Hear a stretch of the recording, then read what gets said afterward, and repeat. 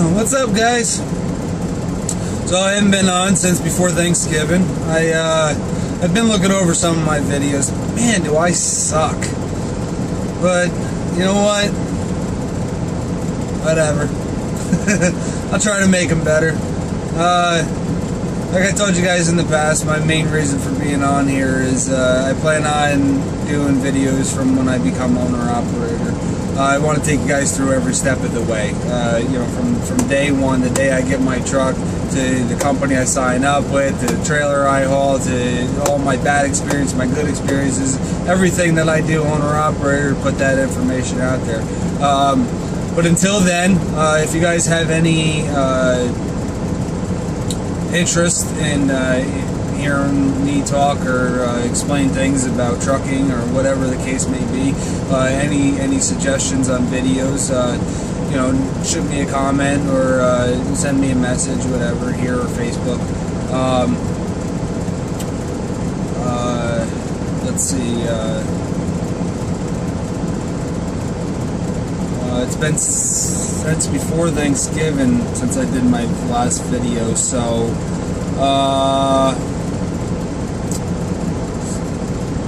some news that after Thanksgiving, I came back out on the 2nd, the day before the 2nd, the 1st. I stopped by the truck to make sure, you know, the truck was going to start, everything was going to be fine, to get ready to head back out on the road, drop some stuff off in the truck. And to my unexpected surprise, I find that the truck doesn't start. The batteries are 100% dead. I screwed up, but I didn't screw up by not checking on the truck sooner. I mean, it would have helped, but not really, because I was only going to check it a few days before that, and at that point it still would have been dead. It had nothing to do with the cold. It had nothing to do with me leaving headlights on. I unplugged everything when I got out of the truck. I made sure all the switches were off. But here's the thing. When I park my truck at the truck stop that I leave it at, I jump in the back, and my wife and my kids usually my youngest son, he'll jump up here and he'll play with the steering wheel and push all the buttons and stuff, and while I'm packing up my clothes. While that was going on, we'd got everything out of the truck, got it all loaded up into our vehicle, and my son had gotten out, he got into the van.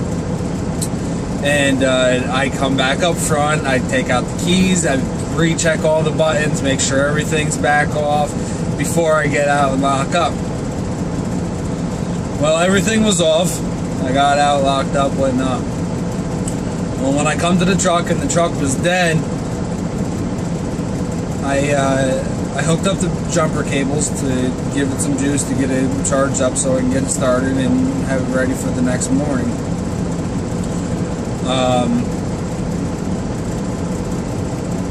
As soon as I hook up the jumper cables, I see a red glow in the back of the truck. So I'm like, what the heck is that? So I walk to the back of the truck and I see the brake lights are on. Now, I told you, when I got out of the truck after my son was playing around and whatnot, I made sure all the switches were off. Well, the only thing that I didn't double check and didn't think about was my trolley brake. He yanked the trolley brake down and the trolley brake stuck, and I didn't even notice it. So therefore, from the day I got out of the truck, which was a little over a week before I went back to the truck, the brake lights were on the whole entire time. So even if I checked it a couple days before that, it still would have been completely dead. So I sat there for a couple hours trying to get it to jump start, to jump the batteries with the minivan, and we sat there for a couple hours that night, and it was just getting too late, and I ended up saying screw it, we gave up on it. I was getting just a little run out of it. You know, it barely wanted to turn over. It would turn over maybe halfway and then just start clicking on me. So I just gave up at that point. The kids were crying, they were hungry. So I went to the house and I came back the next morning when I had to leave. I just came back an extra hour early. I hooked the van back up. I let it charge for a couple hours. It still didn't want to start. And then another driver showed up and he hooked up his pickup truck. We left that on there for half an hour to an hour. Figure his alternator was bigger than my minivan, so finally it came down to it. It started up. Neither one of us thought about having him turn around his tractor and hook up his tractor, and it probably would have started right away. Or I could have aired up from his tractor up to hooked his air lines up to my tractor, re-aired up the truck. And since all my air was drained out from the trolley brake being on, and you know, I always park on a slight hill, but you know, I wasn't thinking about the trolley brake being on. You know, I always set all my brakes, all of my airbags are drained out before I even leave the truck.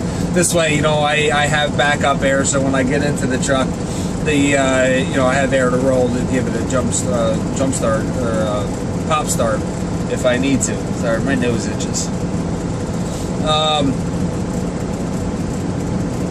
But anyway, we just got bullshit. His pickup truck did the job. It finally started. And it turned out he ended up getting fired from the job he was working for. Nothing to do with that, but because he decided to go home. But anyway, man, my nose won't stop itching. Same fucking spot. Anyway,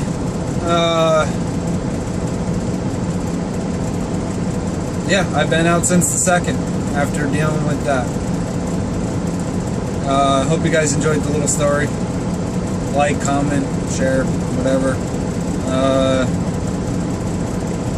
Thumbs up, thumbs down, whatever. I really don't care. You know, if you watch the video, you got some type of an enjoyment out of it. Whether you're making fun of me or you're really enjoying the videos. Anyway, give me your thoughts. Let me know, and we'll talk to you soon.